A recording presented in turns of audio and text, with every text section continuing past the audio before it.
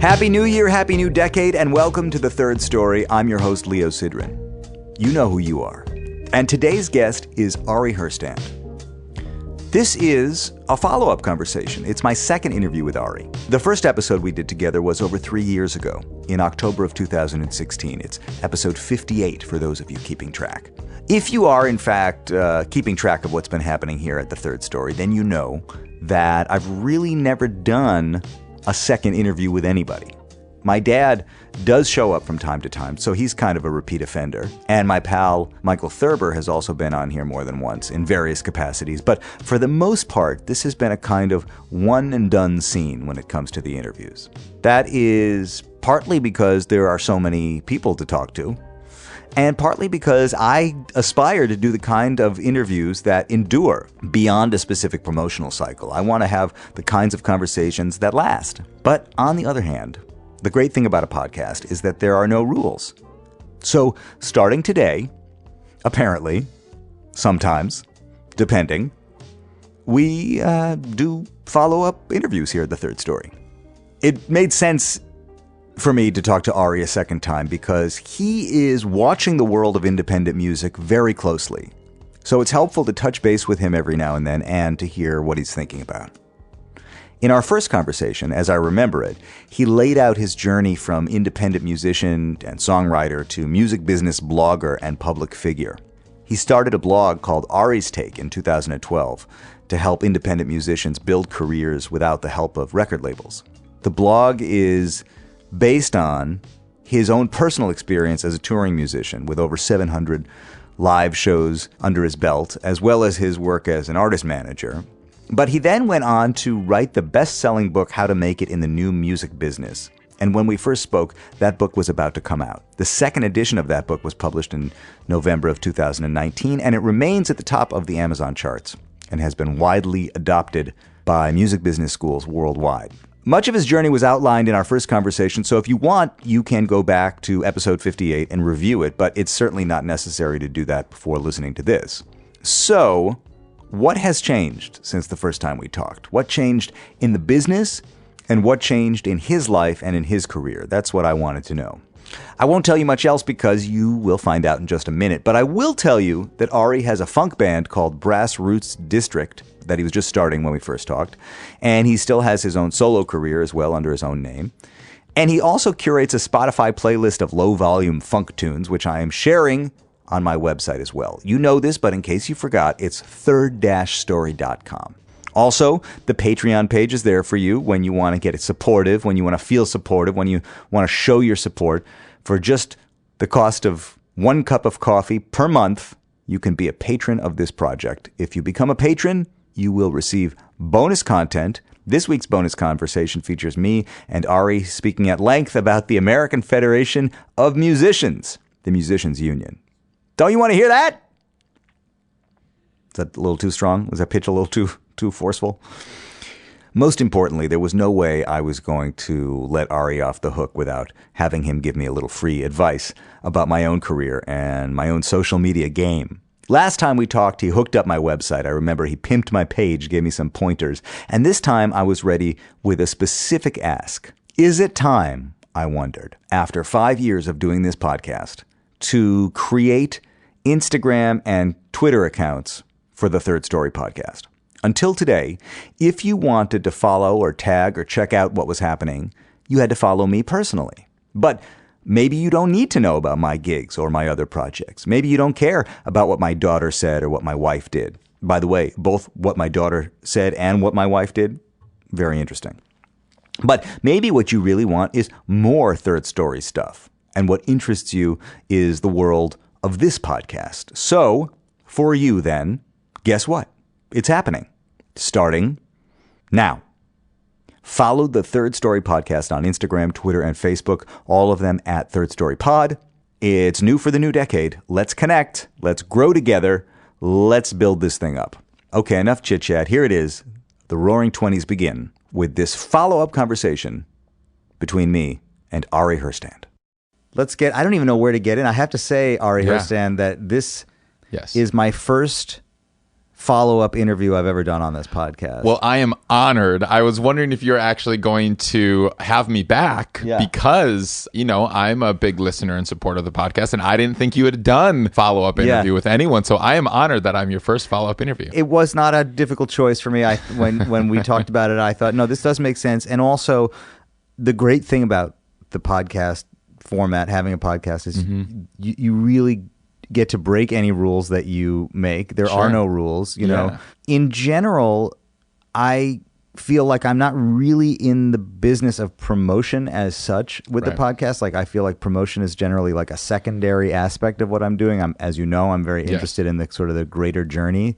However, there are times when I think it does make sense to sort of take the temperature of what's happening in the world. And I see you as somebody who may or may not be in the cycle of promoting a book right now, but also are a good barometer of like what's happening in the world. I mean, I try to stay active with everything that's happening in the music industry. The book, just because of the nature of the format, I'm going to be updating every 3 years or so, just because things change so quickly, and I try to stay ahead of the trends and the curves to stay on top of everything. But that's why, I still write the blog and write Ari's Take. And most recently, I mean, we don't necessarily need to get into it, but I wrote this article about the new law that was passed in California called AB 5, which dealt with independent contractors. And even though it's just a California law right now, New Jersey just proposed the same kind of bill. Yeah. And so I'm now actively kind of staying on top of that and fighting that. I have a meeting this Tuesday with the assemblywoman who wrote the bill. So what happened with that? I did receive your initial email about it. And, you described everything you described in California would apply to me also as a small business owner here. Well, it applies to the vast majority of working music professionals is really what it comes down to. And just so people listening know what this is, I honestly didn't know what this was. Even when it was signed into law this past September, Billboard wrote a couple pieces on it and everyone kind of ignored it because they're like, there's no way that this is actually going to happen because it would literally crash the entire California music economy if this went through. So everybody ignored it, myself included. I'm like, there's no way. And then a few weeks ago, I went to this informational meeting, and then the murmurs started happening around the music scene. I was at a club, and my friend Nick Campbell, this bassist, he's like, so, what are your thoughts on AB 5? I'm like, now what's that again? He's like, the independent contractor law. I'm like, is that happening? Is that really? He's like, yeah, it's really. My lawyer told me that we have to start paying attention to this. He's like, I'm pushing the recording of my record up before 2020 to not have to deal with this. And I'm like, wait a minute, that sounds serious. So he organized an informational meeting with about 25 musicians and his attorney came and explained it to everybody. Yeah.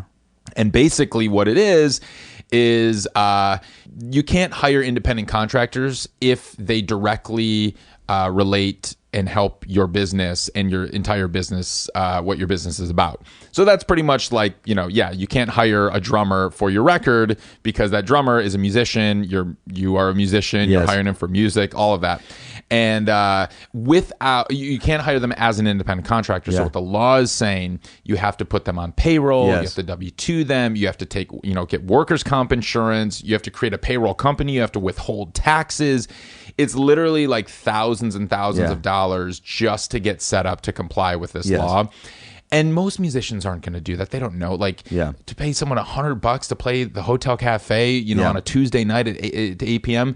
And like now they have to put them on payroll and take out payroll taxes. And, But this was an unintended consequence of a bill that was actually designed to help independent contractors. Well, to help Lyft and Uber drivers. So they weren't thinking about musicians when they wrote this bill. And that's why, and they also weren't thinking about hairdressers, which also, lobby to get themselves exempted, and manicurists and graphic design artists and repo men. So there's like about 35 industries that have been exempted from this thing. And musicians were not one of them because the AFM, the musicians union, they like this thing because the musicians union is struggling. They've been losing members rapidly over the last couple decades. The only reason you really need to be in the union is if you play in an orchestra, you play in film scores, you play in major label records. That's such a tiny, tiny portion. Well, it's interesting. Are you in the union? Yes, of course. Yes, okay, because right. I do that stuff. Right. I mean, I don't play in orchestras, but I play. I write TV commercials. I play on films. Right. All that being said is that the AFM was fighting in support of AB5 because they're like, well, if we force all these musicians who are currently being hired as independent contractors right now, or hiring independent contractors, to actually put everyone on payroll, and you have to be on payroll, then they'll just want to join the union. Yeah. Because it'll be, as much work or just as much money, or I don't know. But regardless, the whole reason that musicians weren't exempt from this law is because the AFM was fighting for it. And then everybody else was fighting against it, RIAA, A2IM, other musicians. But the main issue was the quote-unquote music industry that was part of these discussions negotiating to try to get an exemption. There was no one in these meetings who actually represent independent musicians. Yeah. There's the AFM, which, okay, the union, but how many members are active in the AFM in the state of California? Maybe a few hundred, maybe. I would assume all film score, all the brass and string players and all that stuff. Absolutely. That's who it's really representing. Absolutely. And what I heard more recently was that there are like 200 musicians that are called for pretty much all those gigs. Right, totally. So we're talking 200 people who are on all those film scores, who are, the John Williams first calls and all of those people. Right. So, okay, a couple hundred. And then you had the RIAA in these meetings. RIAA represents major labels. Right. You had the A2IM in these meetings. They represent independent labels. And then you had this new organization that was just formed in August just for this called MAC. I forget what it stands for right now. It was just formed. But this is formed by like Corn Capshaw, who runs Red Light Management, Jordan Bromley, a big attorney, like Megan Trainor's in it, and then some other like superstar musicians. It's just some like organization. I think Irving Azoff maybe put this together, I believe. These are the only people representing the music industry that were in these discussions and negotiations. None of them actually represent the vast majority of people who are going to be affected by this law, which are musicians and independent musicians or music professionals, engineers, producers, all of that. So now I've inserted myself into this, and I had a call with a few people who've been in these meetings, and I'm meeting with the assemblywoman who wrote the bill. I'm meeting with her on Tuesday just to try to educate her on how the music industry has it been passed into law? Yes. So it was signed into law. So come January 1st, there will be thousands of musicians in breach of this law because no one's going to comply with this. Yeah.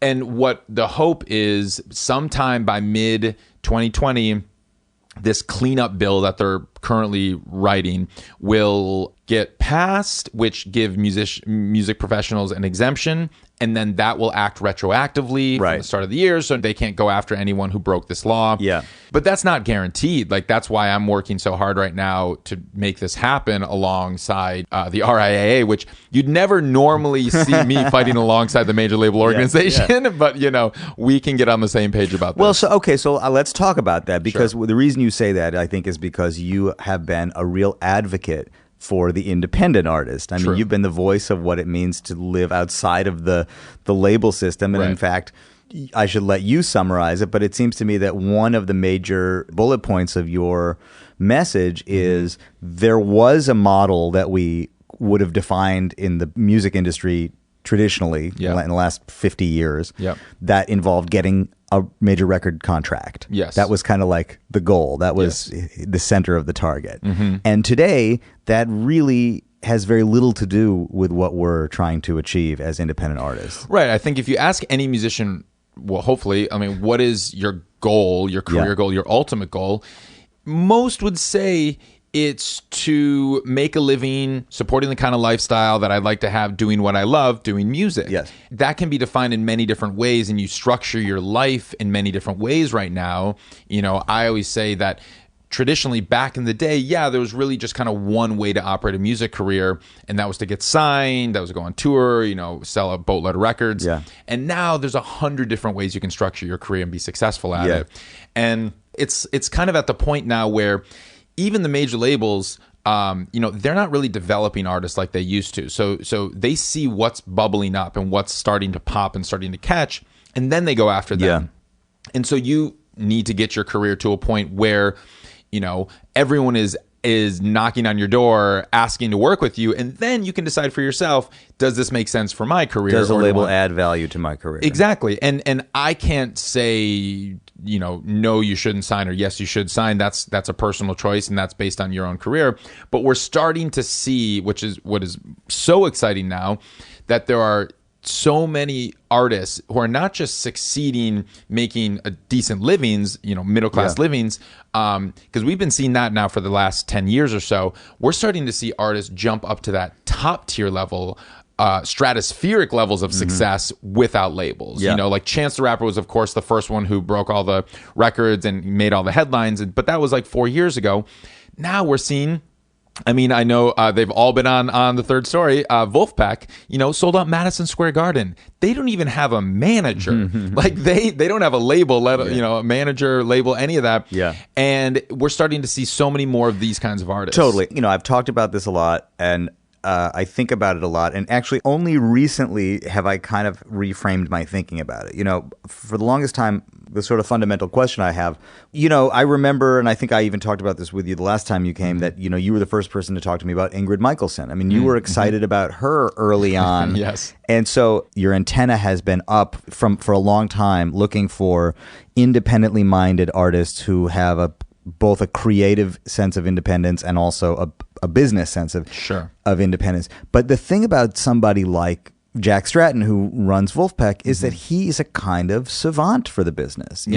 That's wonderful. But now, in addition to being a great musician or a great artist and having creative vision, you also have to have a kind of a vision for the way you want your business Here's what's so interesting to work. about Jack, who's a friend, and I think he's absolutely solid. I think he's brilliant. But he made a lot of quote unquote business mistakes early on, and I called him out on them on Really? my blog. I absolutely did. But here's the thing is that what makes Wolfpack and what he's done so brilliant, and why so many people have latched onto it, is not just the music, and it's not smart quote unquote business decisions. Yes, the music is great, of course, but there's a lot of bands out there with great music. That's not why they've been set above all these other artists and succeeded further than so many other artists. It's because they've created a community and a world. And Jack, he understands what the Wolf lens is and this Wolf world is, and everything operates within this Wolf world.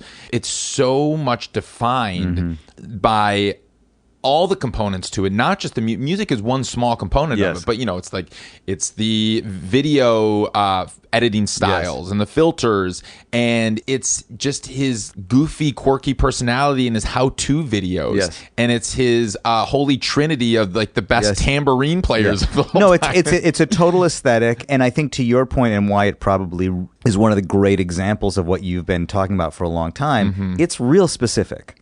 Yes, and that's the thing, is because like they know who their audience is and they play to their audience. And that's a thing that any artist in every genre can learn from. Because traditional thinking is that you should try to appeal to everyone. But if you try to do that, you end up appealing to no one, and nobody really cares about you because you're just kind of amongst the noise. Whereas if you get very, very specific with your targeting and really define who your audience is and who your audience is not, because then you can ignore everyone who you're not really going after, and you just focus in on the audience who you are. So I've been thinking about this before talking to you today. Is that something that can really be done intentionally, or is that something that constantly requires a kind of rechecking in with what you're doing and who your audience is? I would tell you who I would love my audience to be, but that may not be the audience that loves me back. True. And there's a lot of experimentation and trial and error and figuring out. I think everyone can understand the musical components of it. And so you start there and you define what the project is musically. But then you expand from there. So if you just think about it in musical terms, sure, as a producer, you're a very diverse, talented producer, and you could do a bunch of different genres. But if you do, if you do a funk song, and then you do a straight ahead rock song, and then you do a klezmer song, and then you do this like prog jazz rock thing, no one's going to understand who you are or really want to be a fan of that, because they're like, well, I really love the funk stuff, but I'm kind of turned off by the rock stuff, and I don't really understand. And so when you think about it in those terms, like, oh yeah, that's what a band is, you know. A band has musical bounds and limitations, intentional ones, because that is the sound. That is the band's sound. Now, you really set up those bounds and limitations with every aspect of it. So what is the aesthetic? What is the visual aesthetic? That's really important. But that's the thing. And again, that's how it's like I've been complaining about this. Not complaining, but sort of just raising the question, I guess, for the last handful of years. Like, okay, so now the expectation was, let's say a generation ago, and I'm on the cusp generationally where I have friends who are my age who their entry into the business was getting signed. Yes. And they've spent the last 15, 20 years sort of dealing with the fact that the universe that existed when they started really doesn't exist for them anymore. Right. And it's hard for those people to transition into an independent mentality. Totally. So for somebody like that to say, somebody who was signed in the mid-90s, let's say, to say, listen, you are responsible not only for making the music, but for determining some kind of a visual language, also interacting directly and regularly with your fans. And I think the sort of really magical fourth leg of the chair is you have to be honest. You actually have to. Well, I would push back a little bit on they have to be honest, because that is the newer traditional thinking of you must be authentic and transparent, and you have to be transparent. It's like all right, let's just because we're on Wolfpack and we both studied them. Do you know what Wolfpack's bio was when they first came out? I know that they were a German house band. Correct. A completely fictitious. Musicians. Yeah, exactly. That's not honest. Yeah, right. That's a total lie. Right. But it works. When the White Stripes came out, their press release was that they were a brother-sister duo. Totally. They weren't. They used to be married. They were accepted as white. So you don't have to be honest in the traditional sense of what honest is. I think there has to be truth at the core of what you're doing, but it's like truthiness. We go to the Colbert term. You just need a story. You need to have something that people can latch onto, and that all makes sense and all works within this world. No, and interestingly, I mean, you have sort of in your own musical career, you have sort of two major projects. You have one that is like the sort of most authentic, truthy, Ari Herstand, solo singer songwriter, and then you have a funk band that I see is actually behaving as though it's 40 years old. 1973. Correct. That's when it's yes, that's exactly right. And totally. And it's not that it's any the Grassroots District, the funk project is any less true. Right. It is a very true aspect of part of who I am. Yes. And part of my love. And it's just, this is what we've defined for this project. Right. By the way, I have over the years, I have aspired to make records that you could say copyright 1979 on it. And it would be super credible. It would be, people would be like, oh man, I never heard this one before. Right. I feel like that's essentially been my North Star with a lot of my productions anyway. So when I saw what you were doing, I thought, I totally relate to that, and I love that as a challenge to yourself. Like, what if we made music using more or less the compass of 1973? Totally. So it started with the music, and then it was like, okay, well, what was the style of 1973? What were the political themes of 1973? What was the world that artists were living in that era? And then I nerded out on it and just kind of went deep into it there. And so, and it's been a fun challenge, and it's been something that, we're now expanding. This is actually why I'm in New York right now. We're working with an immersive experience company to develop the 1973 immersive experience in LA, where when you enter the nightclub, you are transported. You enter a portal into 1973, and there'll be actors around who you don't know are actors, because we're going to encourage everybody to dress up, but there'll be storylines happening. It's not going to be much like a play, because you won't really catch these storylines, but they'll be happening around you, and you might pick up on a few here and there, but the band will be on stage, and we'll be confiscating everybody's phones. Right. Wow. And so it'll really be like a 1973 experience. We're working with a company that specializes in that stuff out of New York, just because that's where a lot of these people are. The woman who actually... I'm so happy to know that there's some stuff you gotta come to New York for, man.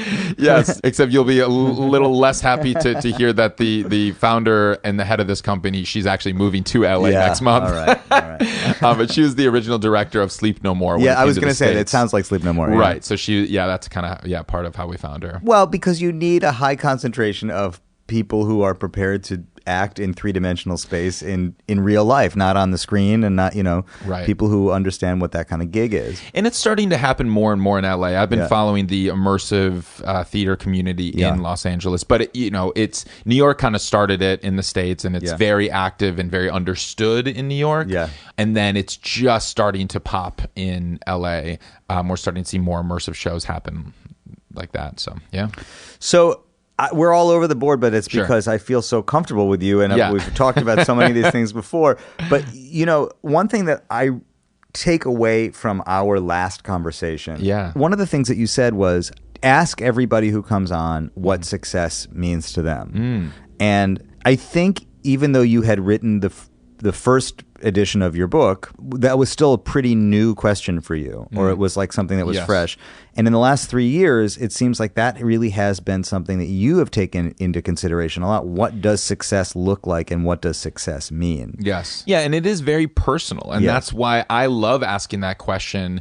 It's because everyone has a slightly different answer, and success is extremely personal, and no one can really define success for you. Yeah. And, we get caught up with all of these vanity metrics because of your Instagram follower counts and all the likes you're getting and the comments and this and that. And we're being trained, unfortunately, to value our success and our own self-worth based on these numbers now. Arbitrary numbers on follower counts and like counts and all of that stuff, view counts, stream counts. And really, if you step outside of that noise and really think about, okay, actually, what is my true definition of success? It's not 10,000 Instagram followers. I mean, if we really think about that, or it's not 1 million streams on Spotify. It's making a living doing what you love. At least that is for me. And everyone's going to have a different definition. Right. You have these kind of two streams in your life that are both of your careers. And they, I think, reinforce one another. That's a sort of the best version of it, is that you have a lot of credibility as somebody who looks at the business and can explain the business to people because you've been in the business for so long. Right. And you put in the miles, and you made the phone calls, and you know what that's like.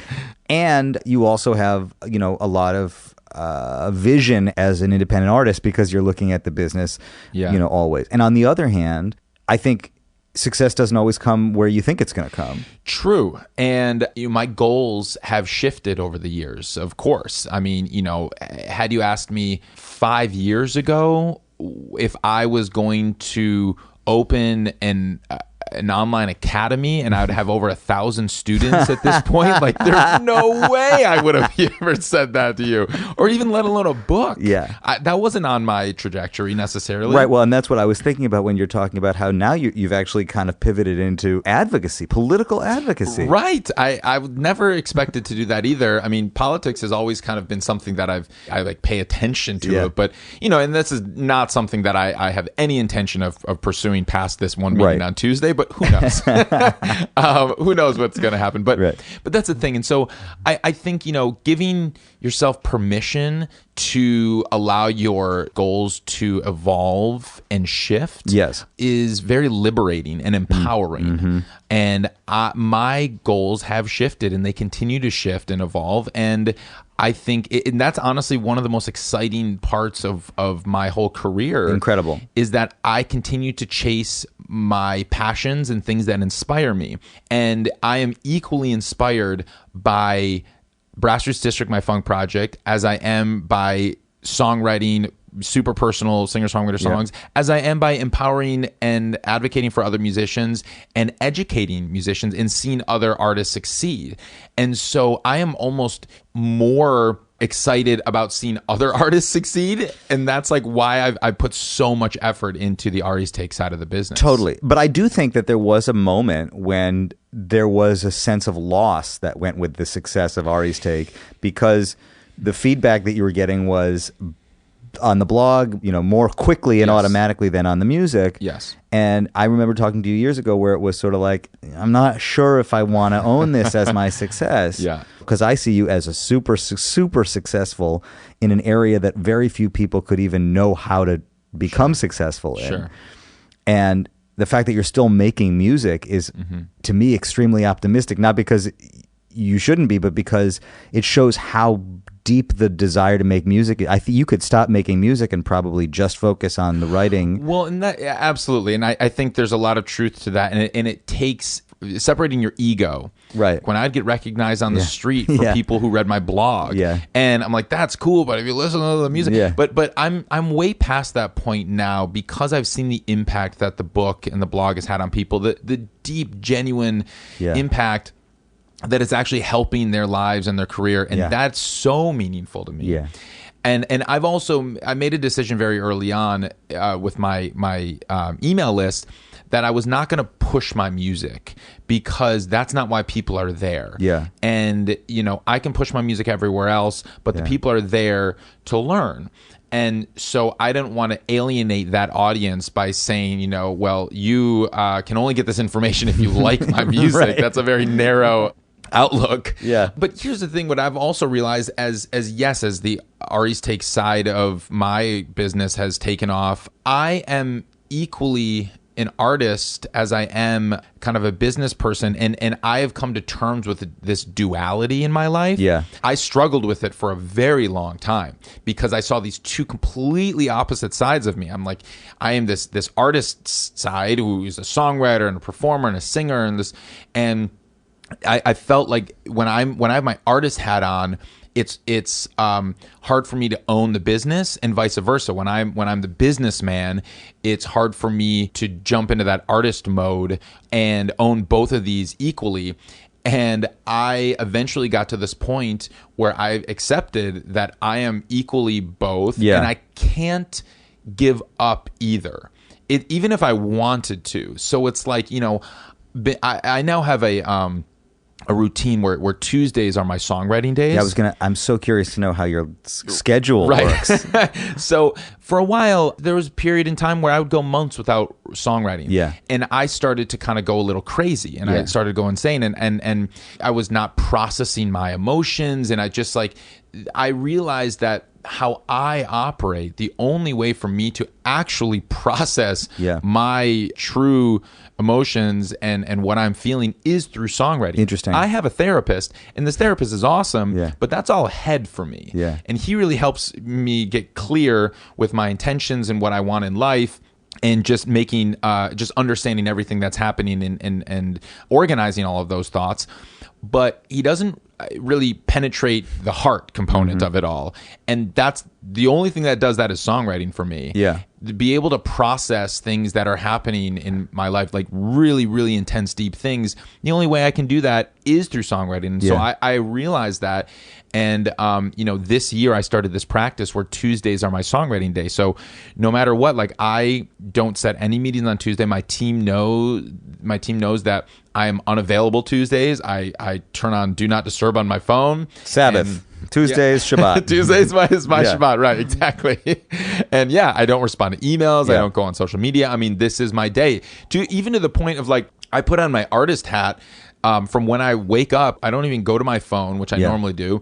I'll go to the gym, and instead of listening to the podcast like I normally do at the gym, I listen to music. Yeah. And then when I come back, I'm making breakfast, and I'm listening to music, and I'm starting to hum something or starting to get an idea for a song. Yeah. And then I go to the studio and I start writing. That's a really interesting way to organize it. And also, I'm particularly taken by the idea that you weren't processing your emotions through all of this. And not only because I understand that you have this muscle that needs to be worked, and when it's not worked, it starts to atrophy, or you start to feel like frustrated that you're not using it because because it is a kind of a form of release of therapy for you. Yeah. And also, how do you teach something that you love if you're not involved in it, letting it feed you and serve you? You know, right. I mean, I feel that way creatively also. That sometimes I think that's what motivates me to do certain creative work. It's not necessarily even the metrics of success that it might have been in the past. It's that I don't know how to do it as a service for somebody else, or to talk to people about their successes on the podcast, or to do anything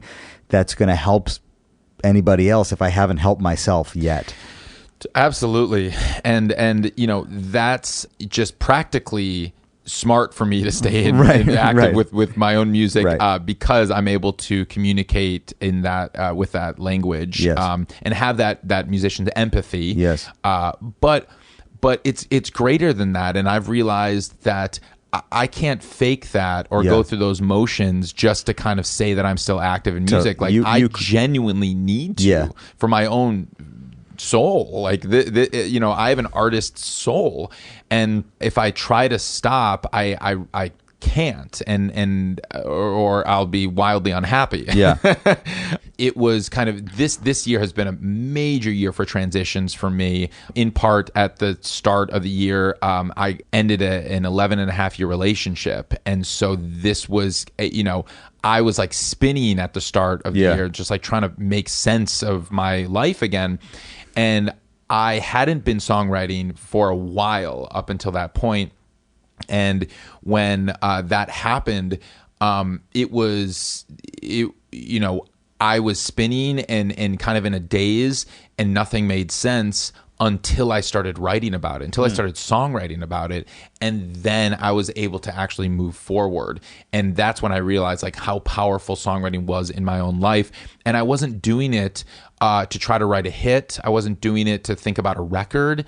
I wasn't thinking about anything other than just processing what I needed to process through this medium that I felt comfortable in. And it made me realize that was the only effective way for me to actually process what I was going through. Yeah. And, I basically spent a year of just writing as much as I could, songwriting for my own purposes. The irony is like I'm Mr. Business guy, and I wasn't thinking about the business at all with my songwriting. Well, that's like if you're Jack Stratton, or you can say, okay, I got it. And Jack said it to me in the conversation I had with him. At every high school, there's a few Reformed Jews who love funk music, who are just, this is all they've ever wanted in life, So that's the kind of the bullseye at the center of the target. I just mow them down.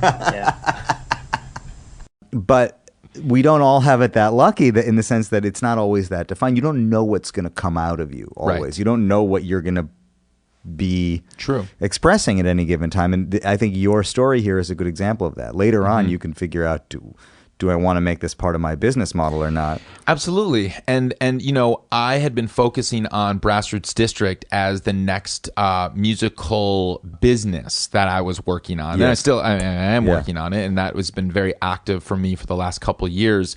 I think with every artist, everyone has side projects, passion projects, things they pursue that the intention may not be to make money or build a business off of necessarily, but it's a passion project, and you kind of need to pursue that for your own soul. And so I think with these solo songs, I'm now finally starting to think about would I like to record some of these, and I think I am going to record some of them.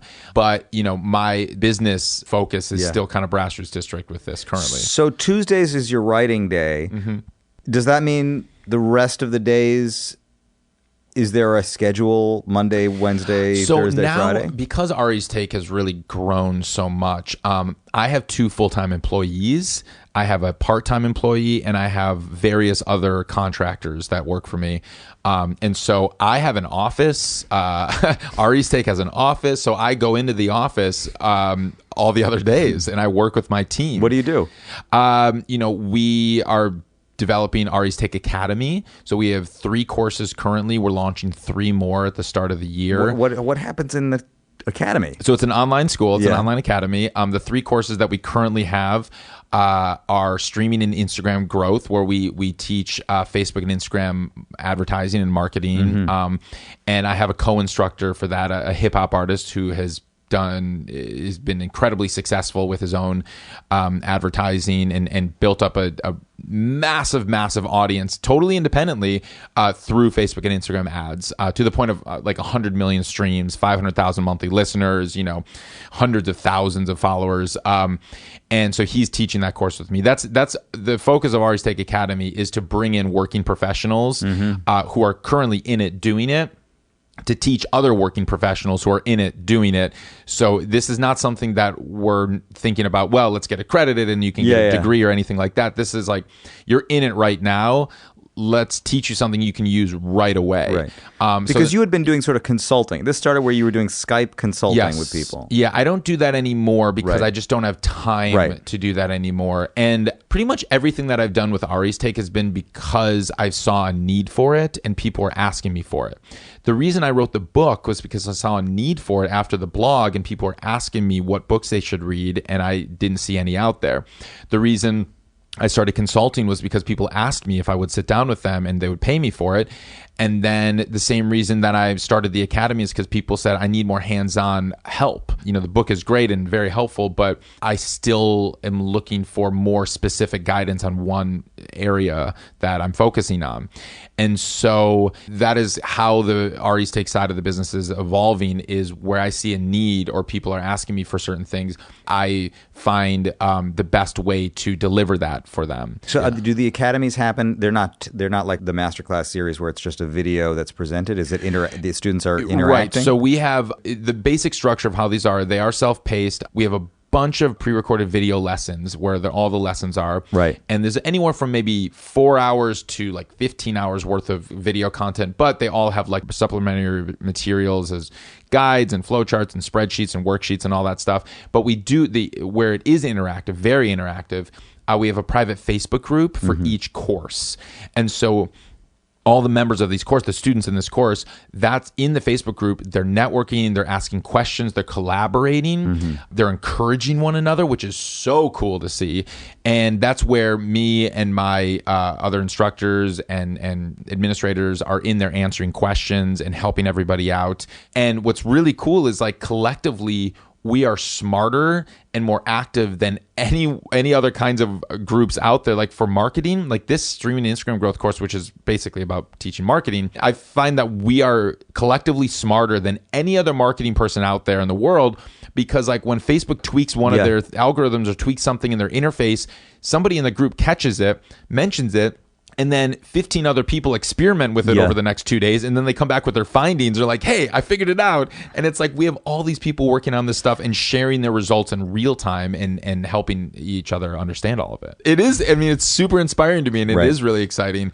And that's the only reason why I think I can just keep this going so passionately, is because this stuff really does excite me and turn me on. One thing about it is that it is dynamic and it's changing. Yeah. How has it changed? Even in the 3 years since the first edition of the book and the second edition of the book? How was what changed? The business, the whole... Well, the business keeps evolving, and what I continue to do is I look at how artists are succeeding, and then I study their methods and models, and I'll try to go to as many of them and get their philosophies and get, try to break down and dissect their thought process and their methodology to then see if I can pull out common themes, or even just share exactly what they did and how they did it for others they won't be able to do it the exact same way, but to learn from that and get inspired by that. Yeah. And then I can pull out general themes and best practices that I start to hear over and over again from enough people, and that's what become the platitudes and philosophies of the book. But I try to share as many of these specific stories because I think everyone can learn from the successes of others. Yes. But specifically... Yes, specifically. Okay, yes. I understand that when you're sort of like on the, granular... on the ground, just looking at how it just changed from last week to this week or whatever. You don't necessarily see it as like a global shift. But where is it moving? Right. So all right. So specifically, let's talk about Spotify. Yeah. Let's talk about playlists. Yeah. So we want to get real specific. 3 years ago, the entire industry was obsessed with Spotify playlists. Yeah. A lot of people still are obsessed with Spotify playlists. And what I've found is that, not what I've found. Yeah. Everybody knows that the quickest way to get a boatload of streams in a very short amount of time is to get included on very popular playlists. Yeah. Absolutely. Now, how playlists and Spotify has evolved over the last, let's say, 4 years is, they started with just kind of being the officially curated playlist by Spotify, created by Spotify, the curators of Spotify. And a lot of labels and managers and distributors had direct lines to these curators. You knew who they were. You could email them. You could say, hey, they were kind of like the radio DJs, like, hey, pop my song into this playlist. And oftentimes they would if they knew you and they trusted you. Then all their names and emails got out, and then everybody was trying to go after them. And so Spotify put up this iron curtain, this wall around all of their editors, and they're like, "Yep, now no one can contact our editors anymore. I don't care who you are." But also simultaneously, users were creating playlists that were becoming super popular, sometimes more popular than the official Spotify created playlists. And so then entire businesses popped up around user-generated playlists, and you're starting to see these companies like Playlist Push and Submit Hub, where they are now the intermediaries, where they have playlisters, just general users like me and you, who've created a popular playlist that are now on this platform, and they will get paid to consider other artists' songs. And so then artists pay this platform to submit their music to all the relevant playlists. And so now this is a business happening outside of Spotify, but it's just based on Spotify playlists created by users. So that evolved. And then it's now where it's like, what eventually everyone started to realize was that, okay, this is that was still maintaining the philosophy that the goal is to get on playlists, whether there's official created by Spotify playlists or whether there's user-generated playlists. That's how we're going to get a lot of streams. And the goal was like, let's just get a lot of streams, and that's going to pay us money, and that's great, and that's going to be helpful for our careers. What eventually people started realizing is that getting on popular playlists and getting a bunch of streams, that's not bringing you a bunch of fans necessarily. And so you're seeing this all the time, where there are artists with literally hundreds of thousands of monthly listeners, millions of streams, and they can't draw 50 people to their local shows. And we're like, wait a minute, this is an extreme disconnect, because they may be making a solid living on Spotify revenue, which we're seeing all the time. You're seeing it, that the streams, the count get high enough, people are actually making money. Absolutely. Like my friend Lucidius, the guy who's teaching this this course, he's making $20,000 a month just from streaming revenue. But he doesn't play live. I mean, just starting to play live. I've encouraged him, like, I'm like, he's like, well, how do I jump to the next level? I'm like, dude, you got to like meet your fans. Like, you have real fans now. Like, you have to play live. But here's the thing.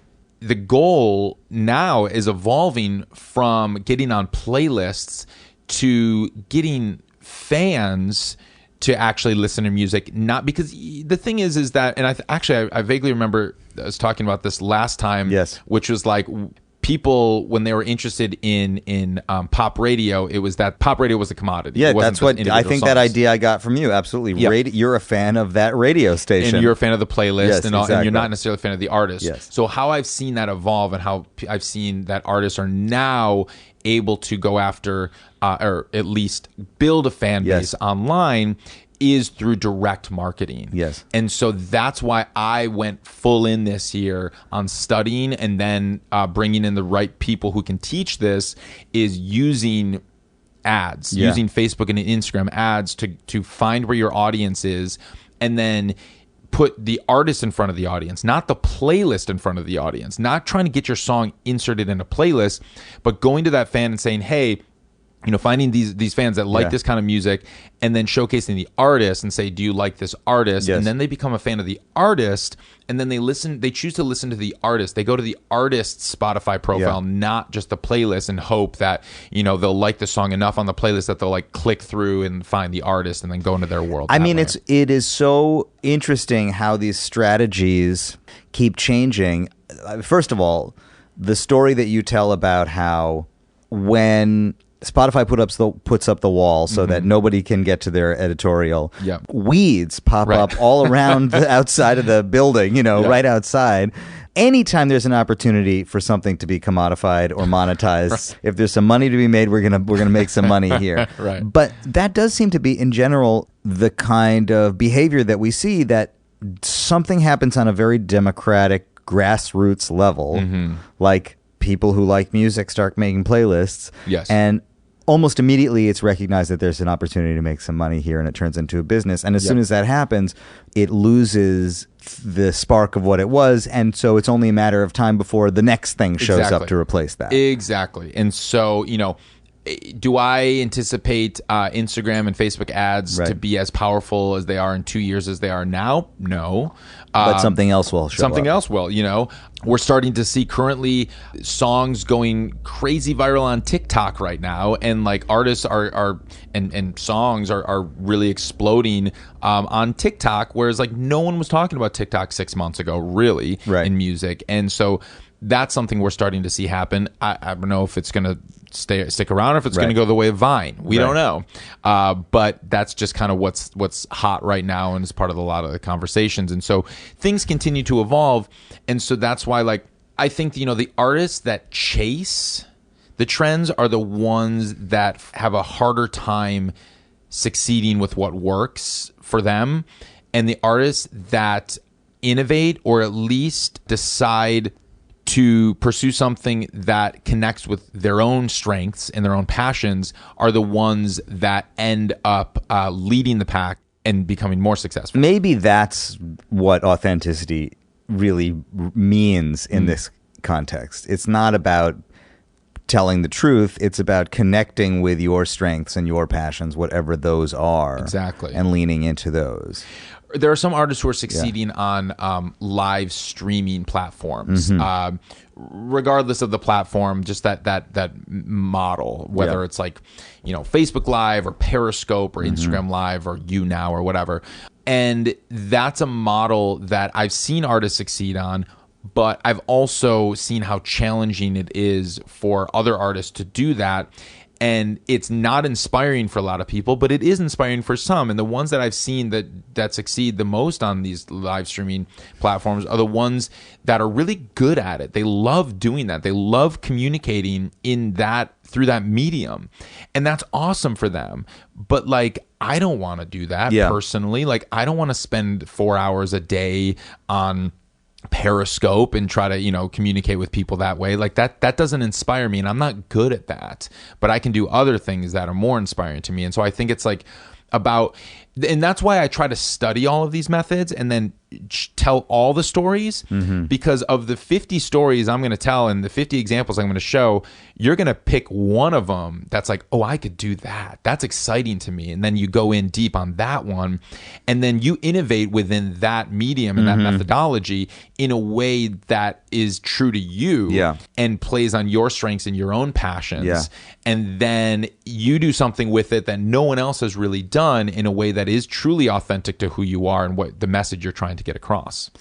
One of the things that I've been thinking about a lot is where the division between social media and, I don't know, our actual work that we had defined to be the actual work, creative output of musicians and of artists has changed. Whereas like, until this year, I was really thinking, well, Instagram, to the extent that I think of it as a promotional tool, because we're going to talk about my social media situation in a minute, but to the extent that I use it for promotion or sharing my creative work, I had always considered, okay, I'm going to make a record, or I made a video to promote the record, anything, even from the podcast. It's like, here's the event, here's the actual thing I want to tell you about, and I'm going to use social media to tell you about that and to drive you there. But then over time, I started to make things specifically for, I'm talking like the oldest person in the world right now, but like, then I realized that I could make it just for the social media. Absolutely. And that became its own creative process. It is its own form of communication. And I started to question at one point in the last 12 months, well, how is this different from that? Like, it's actually all the same. Right. And we have seen that, and that is actually something that has popped up in the last couple of years. We're actually seeing Instagram musicians. Yes. And like, there's a whole, like, I don't know if you know about the pickup music community. No. The pickup, you would love this, pickup jazz. Go to Pickup, or I think it's Pickup Music, and then there's also a Pickup Jazz, and there's other kinds of pickup. And it's basically, it's an Instagram account that like features other musicians, but the videos that they feature are other artists, musicians who are making videos for the Instagram platform. It's not like this is a snippet of a music video they made. It's literally, and most of them are like sitting in their bedroom, shredding on the guitar or something like that. But it is made for the platform, meaning the video is less than 60 seconds. Exactly. And we've started to see artists that have really built an audience and a fan base just on Instagram by playing to the strengths of and the limitations of the platform. And really it's about understanding the limitations. But this has been the same for eons. Do you know why Dark Side of the Moon is 44 minutes long? 22 aside? Exactly. Yeah. Because they made it for the medium of the era. Yeah. If a vinyl record could hold 70 minutes, right, Dark Side of the Moon would be a completely different work of art. Yes. And then when CDs came out, yes, 65, albums got a little bit longer because like, oh, well, that's the medium of the time. Now we have, you're looking at the medium is an Instagram video. That's 60 seconds. So people are creating for this 60-second limitation. And so it's not necessarily a new concept. It's just this newer iterations of platform. Yes. Whatever the platform is, if you can create for that specifically, and not just kind of use that to drive people elsewhere, right, that's when people are going to latch on to what you're doing.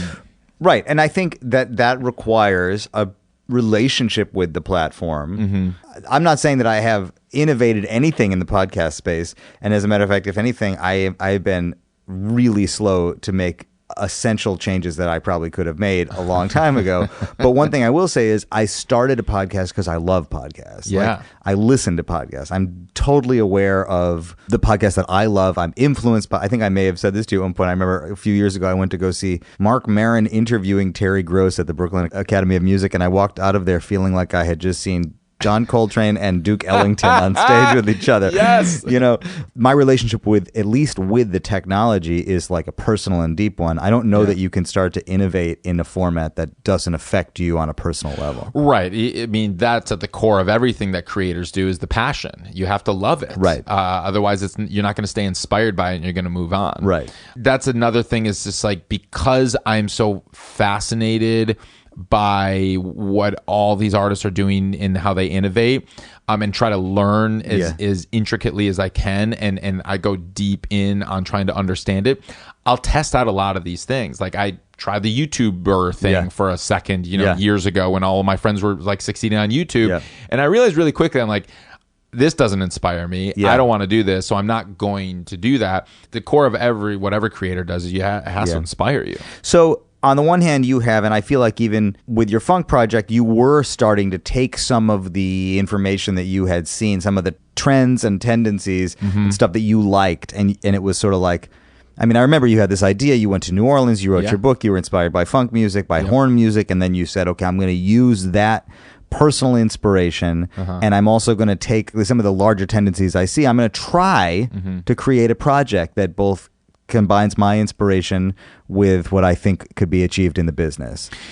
Yeah, I mean, it really, how can this be bigger than just the music? Right. And what is the story that I'm looking to tell that people can talk about that's not just, this is a good song, this is a good recording. Right. And that was kind of at the foundation of a lot of it. And then I just ran away with it and was like, but what if this band actually lived in, or it seemed like they were in from 1973. And then we went deeper. It's like, well, not just online, but let's make this a real life experience where it's 19, and it just went deeper and deeper, and then we got more excited. And by the way, I am super curious if you're going into it to think about what people ate and drank in 1973. Oh yeah, like if you're going to make a truly immersive experience, it's the truth is it probably is not that great. It's like what you know what I mean. We're going. Even to what kinds of cologne they do. Like we are actually going to be spraying that kind of like musk cologne on a lot of the actors. So when you interact with them, you're like, what is that supposed to smell like? Are you supposed to smell that way? Right. No, I mean, I think everything, I'm sure there was some great stuff, to look at and eat and drink and smell. And I'm sure beautiful people were beautiful people and good smelling people were good smelling people. Right. But I feel like in general, I think it's probably better now, but I don't know why I feel that way. Well, it's just because we evolve, and we like to think that we are more evolved. We want to as a species. That's something. Otherwise, what are we doing here? We don't want to think about the reality of what we've actually done to the planet. True. Yeah. So you are going to continue to do this. I mean, you started this conversation by saying, "I'm going to put out a new version of this book every 3 years." Yeah. you're going to continue the academy. Yeah, the academy now, I mean, man, it is, I launched it a year ago. Yeah. We have over 1,000 students now Yeah. Amongst these 3 courses. Yeah. And I'm going to be launching, I think the goal is probably 6 to 8 more courses in 2020. I mean, I want Ari's Take Academy I'm looking to turn this academy into an alternative to a Berklee College of Music or a Belmont or USC or NYU or Tisch or whatever, to the point of people will make their decisions like, do I want to choose a traditional brick and mortar college to start my music career, or do I want to try this more alternative style of learning that is proving very successful? And we'll see. I am so curious about that, and I have so many feelings right now. Sure. But one thing I will say is that I have a fundamental problem with the amount of money that people spend on an education. Well-intentioned people who still believe that the American dream is the engine of the American dream is a college education, so that if you want to be a creative person, you have to get a college education in your creative field. And most of the top-notch opportunities for you are going to cost you $250,000. And that, honestly, is the reason that I started Ari's Take Academy, because that drives me insane. Yeah. Like because so many colleges have adopted my book and are teaching the book, which is awesome. I love it. Thank you. I've started speaking at various schools. I'm not going to name the name of this school, but it's one that is very respected and we all have heard of. I spoke there a couple of years ago, and I went kind of from classroom to classroom, and I would sit in the back of the room for like 20 minutes and listen to the professor and then get up and do my spiel. And it was a social media class, and this is, mind you, in 2017. And the professor he's like some 67-year-old James Brown, former trumpet player or whatever, and he's teaching a class on social media. Not to be an ageist, but whatever. On the board, he had all the social icons, and smack dab in the middle, the one he was spending the most amount of time talking about how its relevance and importance. Please do not say MySpace. I swear to God, it was MySpace. And this is 2017, and all these kids are writing down and like, oh, really? And I wanted to start, like, blurt out and scream, like, stop writing, stop it. He doesn't know what he's talking about. Yeah. But for this guy who's 67, when MySpace pretty much died 8 years prior to him, that's like yesterday. Yeah. That's just like, it's all the internet. By the way, it's going to happen to you too. It's happening to me. Gosh, I hope. Yeah. But that's why I'm bringing in people who are like active and working in the industry. So, and then I'm thinking about, okay, how much money are people spending on this education? Yeah. Where not only is this education not up to snuff, not only is it not really relevant to what the industry actually currently is right now, they're spending exactly $200,000, $300,000 to get a degree, and nothing's guaranteed when you leave other than debt. I think that's exactly other than debt. Is a $200,000 investment the best use of $200,000 in a brick and mortar traditional education? Right. I'm not so certain. Now, when I said I had a lot of feelings about it, the reason I am conflicted about it is because, all of the evidence in my life has shown that it's about personal relationships. And so the question is, can you foster and develop true personal relationships without being in physical space? And on the other hand, more and more I talk to young artists who say their communities are happening on Instagram and Facebook, and they're real communities, and they actually get gigs out of them, and they have collaborations that 100%. I'm seeing this. Like, I'm seeing this firsthand within the Ari's Take Academy community, because these Facebook groups are so active and they are so supportive. Yeah. I started last year when like the Instagram algorithm changed and you needed instant liking and commenting for the algorithm to show your post to more people. I started these Instagram pods, which is basically like a direct message group. It was only 15 people. You limit it to, that's the limit that Instagram would give you. And then anytime you made a post, you'd send it to the pod and be like, hey, here's a new post. And then everyone in the pod would instantly go like and comment to it. So it would show, it's just like something innovative we're doing at the time to try to work this Instagram algorithm. from one of my pods, there was a producer in there and an artist, and they linked up, and she hired him to do his entire record. Right. And like this is the most random community that I just like wasn't even expecting to be a community. It was just like, this is a means to an end right here. But this is an online community. But so that's the thing about community, is that it can happen anywhere, but it has to happen. Yes, and I'm a strong believer in community. Honestly, the thing that is most inspiring and impactful for me in LA is the community that I'm a part of. And I'm out 4 nights a week around town going and seeing shows.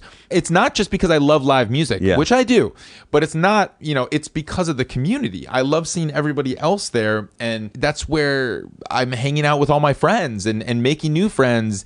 And that is the community now that I have started to cultivate and develop and am a part of. And there's various communities. It's all a Venn diagram and all of that. But I love community. Like, that is something that's so important to my life. And so I'm starting to see, okay, yes, and I agree. Like, one of the biggest selling points for a lot of these major music schools is that you leave with a network and a community.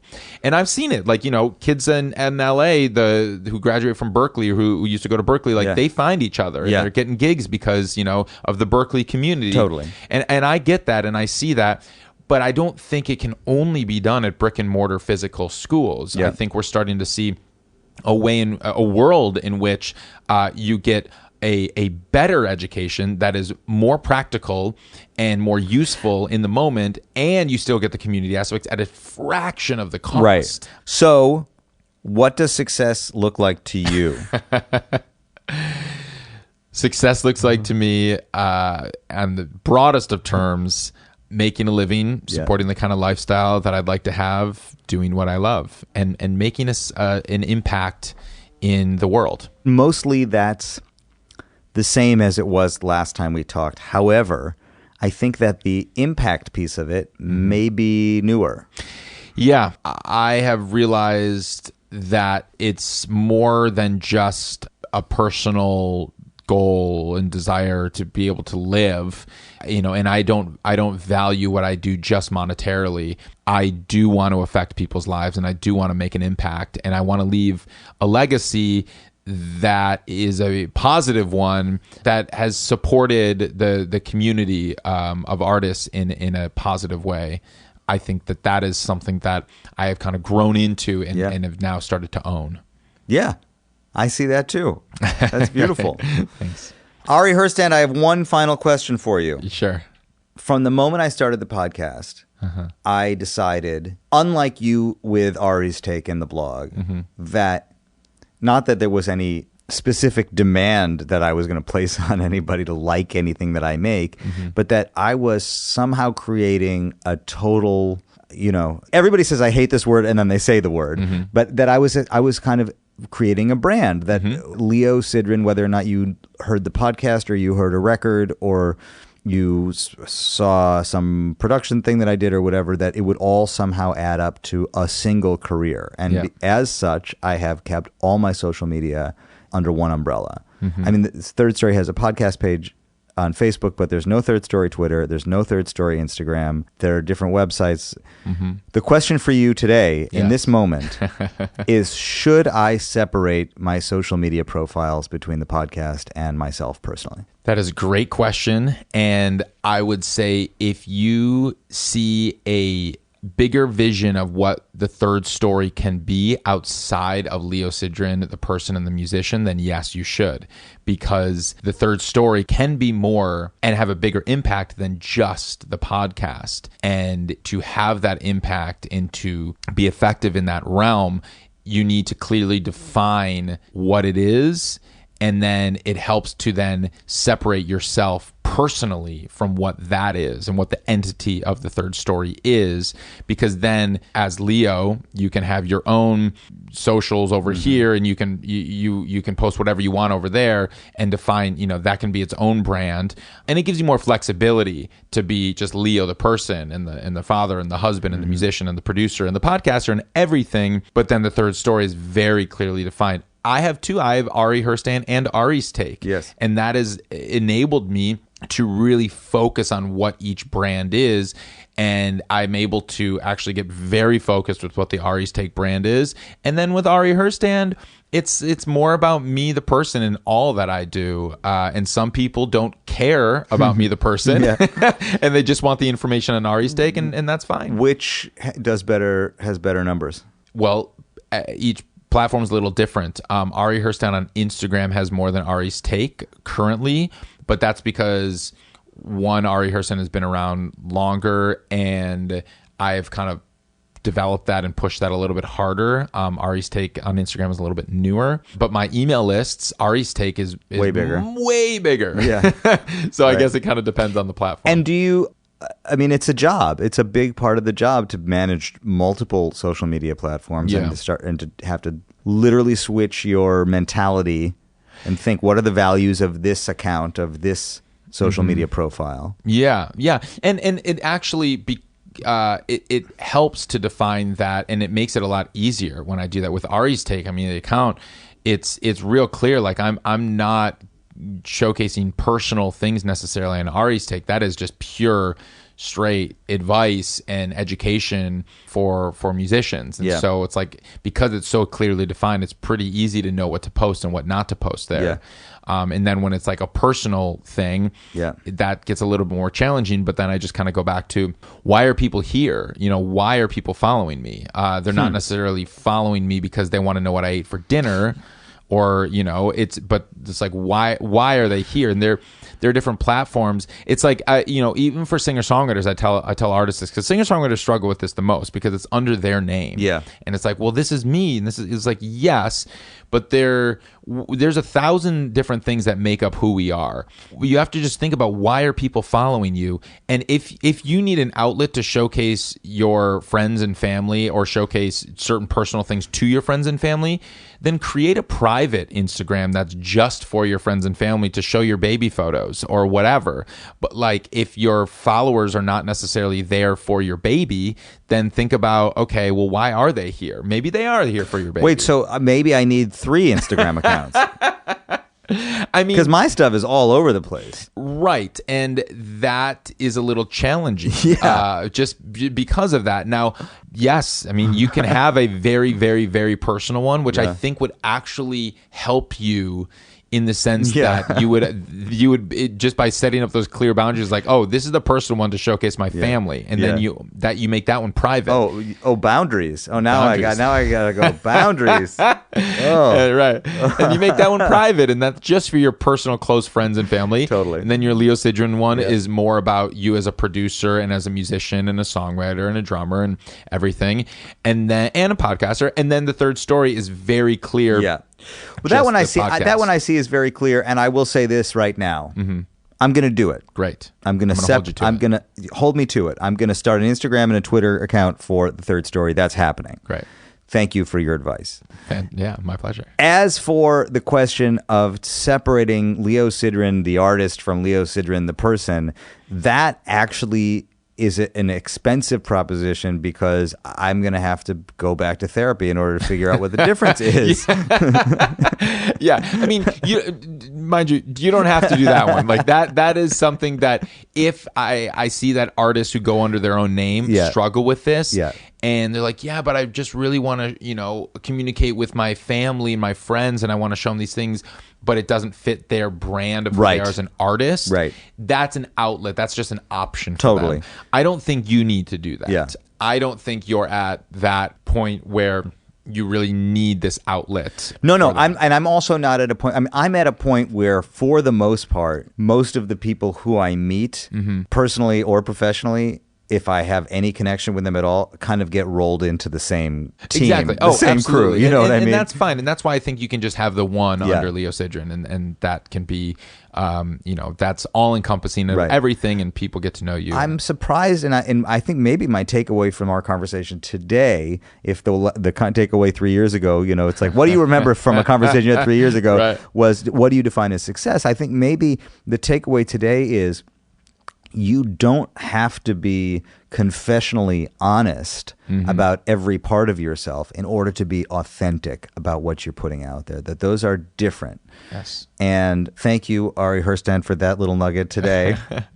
You said it best right there. That was great. My Quote pleasure. me in the next edition of the book. Yes, I will add another quote, another Leo Sidran quote for the 3rd edition. Yes. Congratulations on all your success, man. I'm so happy much for you. Thank you.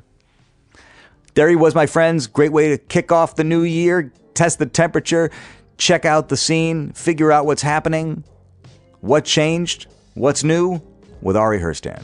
What's my memory? What's my takeaway of the conversation? What will I remember in 3 years? Probably that there is a fine but significant distinction between transparency and authenticity. I will be back again soon, transparently and authentically, with another deep dive. Until then, you can follow me on Instagram, Twitter, and Facebook at Third Story Pod, and I'll talk to you soon.